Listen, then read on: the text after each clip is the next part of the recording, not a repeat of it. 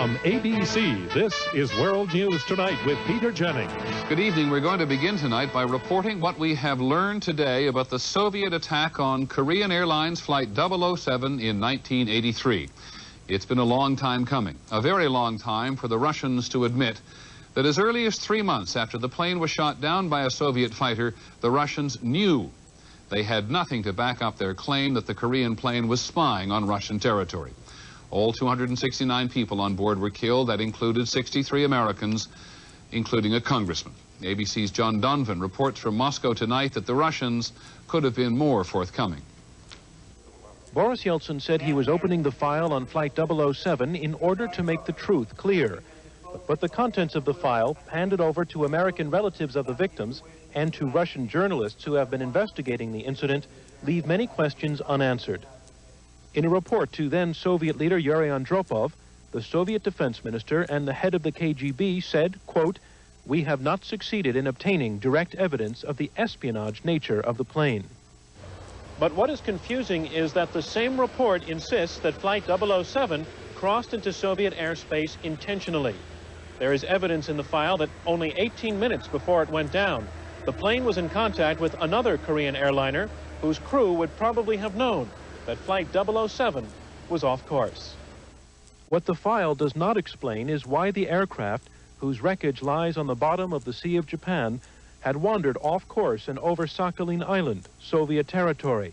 Raw data from the plane's flight recorder are not included in the file that Yeltsin handed over today.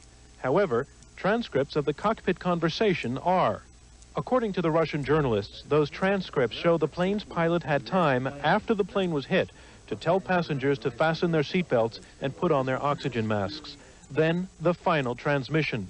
Tokyo, this is KAL 007. Don't break contact. Give me instructions. We are losing pressure fast. I'm going down to 10,000 feet. Then silence.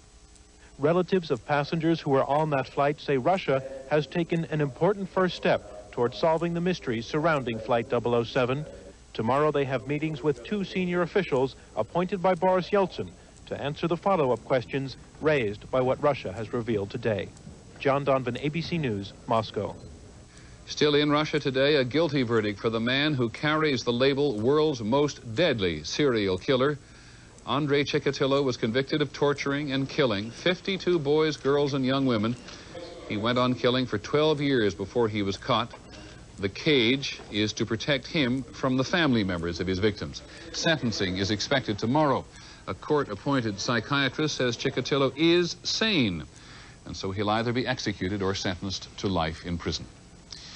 In a moment, the other news was politics involved when the State Department told its embassies overseas to dig up information on Bill Clinton. On the American agenda tonight, how the candidates would give parents a greater say in where their children go to school. And some fraternities at one school, UCLA, in hot water for the songs they sing. This is World News Tonight with Peter Jennings, brought to you by Carnival Cruise Lines. Know where I am? I'm at one of the finest resorts in the world, and if you're looking for a great vacation value, look no more. All your daytime fun, all your nighttime entertainment, and all your food is included in one low price. But what makes this resort really great is that it takes you to some of the world's other great vacation spots.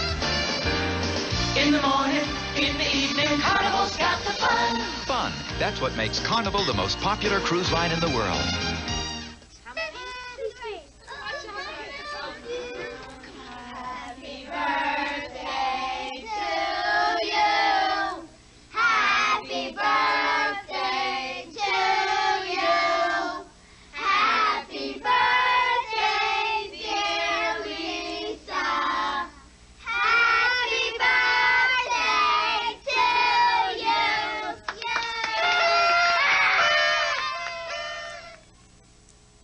In presidential politics today, a new reason for confrontation between the Bush administration and the Clinton campaign. The State Department has confirmed today that last month a senior official told U.S. embassies in Britain and Norway to search their files for any information on Bill Clinton during his years as a graduate student in England during the 1960s. Dirty tricks, say the Democrats. Just routine, say the Republicans. Here's ABC's John McCarthy. Governor Clinton pointed to today's newspaper headline as proof that the State Department was going through his personal records for political purposes. The State Department said it acted properly in responding to Freedom of Information requests from reporters who have been doing their own investigations of Clinton's student days at Oxford. I absolutely do feel that there is no inappropriate behavior at all in this, that the actions of the department's officials were directed at carrying out the law. Spokesman Richard Boucher confirmed that it was unusual for Elizabeth Tamposi, an Assistant Secretary of State who was appointed by George Bush, to personally phone U.S. embassies in London and Oslo to urge a thorough search for information on Clinton. Has she had any contact with the Bush campaign or the White House? I asked her, she said no. Boucher claimed it was not unusual to pull passport and visa files, even though that kind of information is confidential and could not be handed over to the media anyway. The Clinton campaign is buying none of it. It's plain that the White House is politically using the State Department in a blatant attempt to politicize the entire State Department bureaucracy. Whether the Bush administration acted unusually or not, all the digging through Clinton's records has failed to provide any new revelations about the governor. Just another issue for the two sides to fight over. John McWethy, ABC News, Washington. In the aftermath of the vice presidential debate, there was certainly not afterglow for a lot of people. Senator Gore said today he didn't jump to Governor Clinton's defense because he didn't have to. The Bush administration, he said, is unraveling, and George Bush is in a political panic. None of that from the White House as the president welcomed Vice President Quayle back from Atlanta. First-class performance, said Mr. Bush, a home run. Ross Perot's running mate, James Stockdale, said he was taken aback by last night's events, and his wife said she found the proceedings gruesome. Well, after the debate last night, we heard a great many people wondering whether, after all the punching and the counter-punching, had the candidates actually been straight with the facts. So we asked ABC's Jim Wooten to go back over the transcript and check it out. Let's talk about. Well, let him talk, Senator. Just lighten up here, Al. The blue ribbon for factual flexibility goes to the vice president. More often than Senator Gore, Mr. Quayle was either mistaken or misinformed. For instance, on the environment, referring to Gore's best-selling book. One of the proposals that Senator Gore has suggested is to have the taxpayers of America spend $100 billion a year on environmental projects in foreign countries. That is not true. Gore's book proposes a global plan financed by several countries, not the U.S. alone, and it does not specify a total cost or America's share. On the Democrats' proposed goals for automobile fuel efficiency, increasing the CAFE standards, the fuel economy standards to 45 miles a gallon is a good idea. 300,000 people out of work. that estimate is based on an unlikely worst-case scenario that all workers now building cars which do not meet that standard would eventually lose their jobs. I was in Middletown, Ohio, talking to a welfare woman where she was worried, he said, about losing health care benefits if she took a job. Under President Bush's health care reform package, that woman won't have to make a choice about going back to work or health care for her children, because she'll have both. Not necessarily true. If she made about $16,000, all she would get under the president's plan is a $375 tax credit to be used toward health insurance that costs the average family $5,000 a year. Senator Gore was loose with the facts or his interpretation of them on the subject of trade. You know full well the Caribbean Basin Initiative. You've supported that. No. That is a program there. I vote against it. He did vote against it twice, but he also voted for it once as part of a larger legislative package. On arms control, Gore said Bush had failed to eliminate Russian intercontinental ballistic missiles and made matters worse by putting Secretary of State Baker in charge of his campaign. But when he took the person in charge of the negotiations out of the State Department and put him in charge of the re-election campaign, the deal unraveled. In fact, the commitment from Russian President Yeltsin is a fairly standard step in the negotiating process. And arms control experts say the removal of Secretary Baker is of no consequence to those negotiations. The bad news is that in campaign debates, as in war, truth is usually the first casualty. The good news is that most voters know that already. Jim Wooten, ABC News, New York. In our campaign notes tonight, more information about Governor Clinton's health. At the urging of reporters, his campaign has released letters from 4 doctors today which say the governor has a few common allergies and weighs a little too much at times. Other than that, he is fine. There's a new development today in a banking and political scandal that may have implications for President Bush. It's the case of the Italian Banco Nazionale Lavoro, or BNL, whose Atlanta branch made billions of dollars in illegal loans to Iraq before the Gulf War. The chairman of the Senate Intelligence Committee, David Boren, has asked the Attorney General to appoint an independent counsel to investigate why the Bush administration has not been more candid about its knowledge of what the bank was doing. Here's ABC's Tim O'Brien. The CIA and the Justice Department have already admitted misleading prosecutors and Congress about the Atlanta Bank and its illegal loans to Iraq. Senator Boren said today an independent counsel is needed to investigate those agencies because they cannot be trusted to investigate themselves. I think we have an obligation to look into this matter further. And I think we clearly cannot say that the Justice Department is in a position to investigate itself. The FBI had been investigating all of this, but Boren and others say that investigation might be compromised because the Justice Department is now investigating the ethics of the FBI director, William Sessions.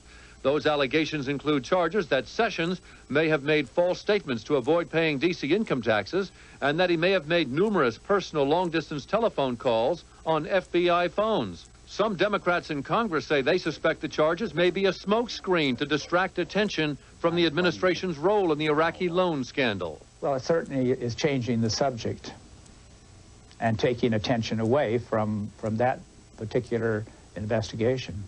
A Justice Department spokesman called ludicrous any suggestion that the Sessions inquiry is politically motivated, that it began months before it was even known the CIA and Justice had withheld information about the illegal bank loans. At the FBI and earlier as a federal district court judge, Sessions has enjoyed a sterling reputation for integrity. His supporters insist that this latest flap is not so much a matter of ethics as it is politics. Tim O'Brien, ABC News, Washington. In economic news today, wholesale prices and retail sales both went up last month. The cost of gasoline pushed the wholesale prices up 0.3%.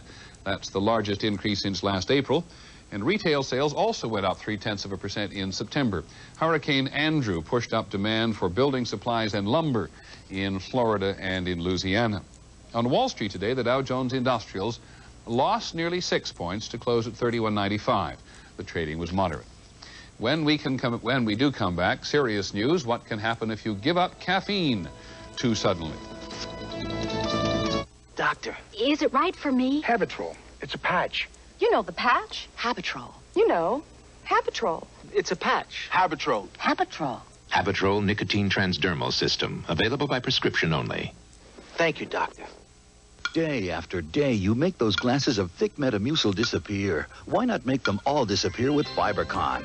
Doctor-recommended Fibercon gives you the same fiber regularity in tablets. Easy to swallow tablets. Get doctor-recommended Fibercon.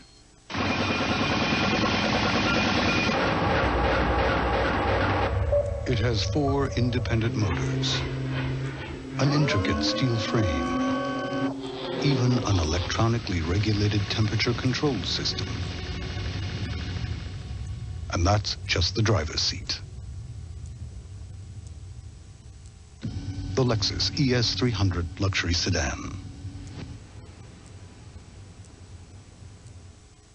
This is one way to cut some fat from your family's diet. This is a whole new way. Introducing new Promise Ultra, the spread that's the absolute lowest in fat of any leading brand. That's right. Promise Ultra is the lowest in fat. Plus, it has 65% fewer calories than margarine and a light, delicate taste. So cut some fat from your family's diet a whole new way with Promise Ultra. Get heart smart. On the Health Watch this week, sobering news for the 4 out of 5 Americans who are regular consumers of drinks that contain caffeine. Coffee, tea, many soft drinks. A study published in the New England Journal of Medicine says that many caffeine users will develop significant and unpleasant withdrawal symptoms if they try to quit cold turkey. Here's our medical editor, Dr. Tim Johnson. The The study looked at 62 adults whose caffeine consumption was typical of the average American, about 235 milligrams of caffeine per day. That is the equivalent of 2 strong cups of coffee, or 4 cups of tea, or 4 cans of caffeinated soft drinks, or 1 or 2 over-the-counter pain or diet pills containing caffeine. The researchers found that when those taking part in the study were suddenly deprived of their usual caffeine intake, many of them developed withdrawal symptoms within 2 days. Approximately 10% complained of fatigue and mood changes, including anxiety or depression, and 52% developed moderate to severe headaches. I was vomiting, I was in bed, severe headaches. I'm the type that where you can't concentrate because your head hurts so bad. Dr. Roland Griffiths, the head of the study, says it's time to consider caffeine as a psychoactive substance that can cause disturbing withdrawal symptoms. If you want to eliminate your caffeine intake, then you should probably taper back rather than abruptly stopping your caffeine use. There is no evidence that the amount of caffeine most Americans consume is actually dangerous in terms of causing disease. But many people find even these small amounts will cause jitteriness or insomnia. And if they want to quit caffeine, they may find it easier to taper off over several days or weeks, rather than be discouraged by the withdrawal symptoms caused by sudden stoppage. Dr. Timothy Johnson, ABC News. There were 2 more Nobel Prizes today. George Charpak of France won the prize for physics. He invented the device that detects some of the smallest particles in the universe. The chemistry prize went to American Rudolf Marcus. He devised simple mathematical formulas to explain how molecules react with each other. In baseball, it really is going to be a World Series this year. The Toronto Blue Jays have won the American League pennant. They beat the Oakland A's 9-2 in Toronto this afternoon. They are the first Canadian team ever to reach the World Series, and they will play the winner of tonight's final game between Pittsburgh and Atlanta. When we come back, the American agenda. Ace is a place for helpful hardware folks at Best Buys like these. This Ace 24-inch poly lawn rake is only $3.99, and the 25-foot Ace tape rule is just $6.88. Ace Best Buy. Another reason Ace is the place. For you. There's a certain itch that's so private, most people will only discuss it with their doctor. Fortunately, you can get Anusol HC1 ointment over the counter with the same prescription strength doctors have prescribed most. With steadfast stares, the people cry, bring future new worlds, time that goes by, the touch, the feel, the fabric of our lives, the touch, the feel of cotton, the fabric of our lives. We'd like to introduce you to the new Nissan Altima GLE. Altima? Huh, so that's what it's called. It comes with a 6-speaker CD system, an available leather trim. It has a powerful 150 horsepower engine, and it has more than 40 standard safety features. Wow, would you look at that? The new Altima, the affordable luxury sedan from Nissan. I wonder what they mean by affordable. I dreaded this visit to the doctor. I had stomach problems. You know, more chalky medicine to take. I mean, just getting it down is... But what my doctor told me about really blew my mind. New Mylanta gel caps. Introducing the antacid with absolutely no chalky taste. New Mylanta gel caps. Potent antacid relief now in an easy-to-swallow gel cap. New Mylanta gel caps. My doctor said Mylanta. If you watched the vice presidential debate last night, you saw the vice presidential candidates be very critical of one another's approach to educational reform. They were arguing primarily about how much support Governor Clinton or President Bush will give parents in making a choice as to where they will send their children to school. Now, we put this matter on the agenda, this matter of choice, because it is such a divisive issue about which many parents feel so strongly. At its core, it is very much an argument about public or private school. Our education reporter is Bill Blakemore. And when it comes to schools, I say let the parents choose public, private, or religious. While I support public school choice, and our state was the second state to adopt it, I am unalterably opposed to a voucher system to give people public money to take to private schools. It is their sharpest disagreement on education over a Bush proposal that vouchers funded by tax dollars can be used to help pay tuition at private and religious schools. Bush wants federal vouchers of $1,000 each for low and middle income parents to use at any school they want. To give low-income families more of the same choices of schools already available to wealthier families. Clinton charges the plan would not really help the poor and would drain badly needed money from public schools. America is already spending a smaller percentage of its income on kindergarten through 12th grade education than 8 or 9 of our competitors. There is no reason to believe that diverting public money to private schools on a national basis will make education better. Bush and Clinton do not disagree about the need to give parents more choice among schools. Both believe choice invigorates schools by creating healthy competition and by getting parents involved. The Bush administration has actively promoted choice among public and private schools across the country. In Arkansas, Clinton has pushed public school choice, and students there can now choose from a variety of schools, even outside their home districts. Camilla Shoemaker, for example, travels 35 miles each way to attend a Little Rock school which has the advanced music classes she wants. Clinton would expand similar public school choice throughout the country. The Arkansas Choice Plan requires that schools maintain their racial balance. There is no such requirement in the Bush plan, and critics fear that if parents use vouchers to opt out of public schools, that would lead to more segregation. We could get economic and racial resegregation of our schools. The wealthy would be able to exercise choice. If there's no ride to the school of the choice, the poor family wouldn't be able to go. Even if they could afford to. Critics of the voucher plan point out that a $1,000 voucher still won't let poor students afford most private schools, which average $6,000 tuition. The kinds of financing that are proposed don't strike me as particularly helpful to the bottom end, and particularly not helpful to the children most at risk, the inner city children. There is reason to believe that voucher money would go to people who don't really need it. In Colorado, for example, support for a state voucher plan has fallen after analysts pointed out that parents already paying for their kids to go to private schools could get vouchers totaling $85 million. That's money which would be taken from public school budgets without improving anyone's education. Opponents also charge that Bush is insisting on including private and religious schools to attract religious voters at the expense of public education. Bush says public schools will be helped. We think choosing public, private, religious schools makes all schools better. Competition never hurt anything.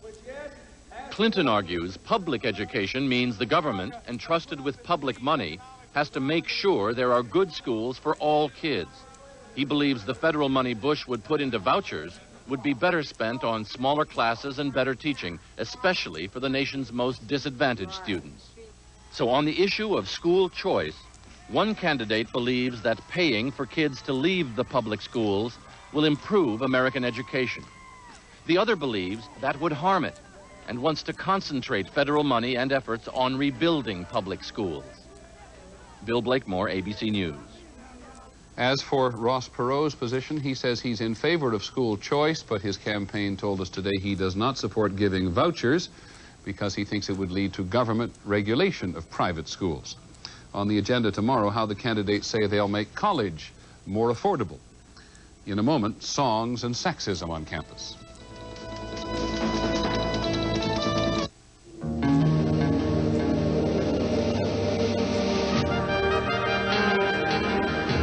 Every presidential election in the 20th century has had enormous implications for America and the world. Through it all, Merrill Lynch has understood those implications, and we continue to use that understanding to help you shape your future as we move forward together.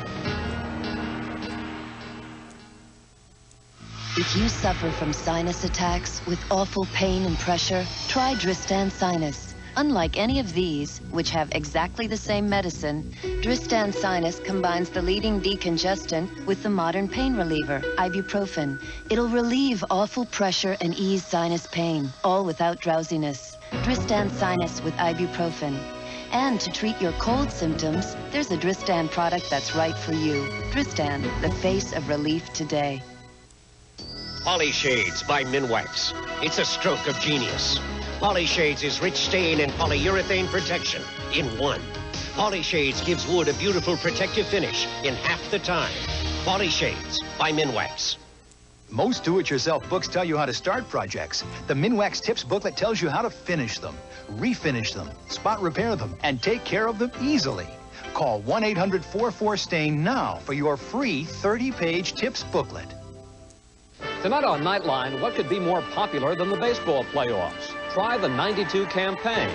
With 3 teams on the field, no one's getting bored. Tonight. Finally from us this evening, trouble on Fraternity Row. Fraternities have been a part of American college life for almost as long as there have been American colleges. They've often been accused of fostering social and racial divisiveness. Those accusations have taken on a new urgency at the campus of UCLA, where the fraternity's private songbooks have become public knowledge. Here's ABC's Brian Rooney. Students protested in front of the Theta Xi house after a campus feminist magazine printed the obscene lyrics of the fraternity's songbook, which refer to women, minorities, and homosexuals in terms that cannot be repeated here. One song describes sex with an 8-year-old Mexican girl. Leaders of the fraternity are apologetic, saying they stopped singing those songs a year and a half ago, but their critics dispute that. Women have come into our office and told us that they've been on beer buses and in fraternity houses at parties, just like last weekend, the weekend before, and they've heard these songs sung. There have been similar protests about fraternity practices across America, but they are particularly divisive at UCLA, which is less than 50% white and has one of the most racially diverse student bodies in the country. Contrite fraternity leaders are hard-pressed to explain why their traditions have changed so slowly. This is definitely a societal problem. I mean, this is something that came up here in this fraternity at UCLA, but I mean, come on, take a look at our society. The fraternities say they are teaching members to be more sensitive to women and minorities, but last night at a noisy meeting of the student government to discuss the problem, the fraternities walked out. The student government later voted to disassociate itself from the Interfraternity Council. The university administration also is contemplating punitive action that could include banning Theta Xi. I think it's part of a group behavioral process. I think we have to do what we can to make as certain as we can that it won't happen again. The university knows it could happen again, but the old notion that boys will be boys has changed to boys must grow up. Brian Rooney, ABC News, Los Angeles. And that's our report on World News Tonight. A little later this evening, Nightline. I'm Peter Jennings. We'll see you tomorrow. Good night. This has been a presentation of ABC News. More Americans get their news from ABC News than from any other source. It will touch your heart. Are you happy living with your foster parents? Taking away this woman's rights as a parent is a big deal. Tickle your fancy. I want to go to a hotel with you right this minute, Charlie. And leave you breathless. Eli! Civil Wars. It only looks like television tonight.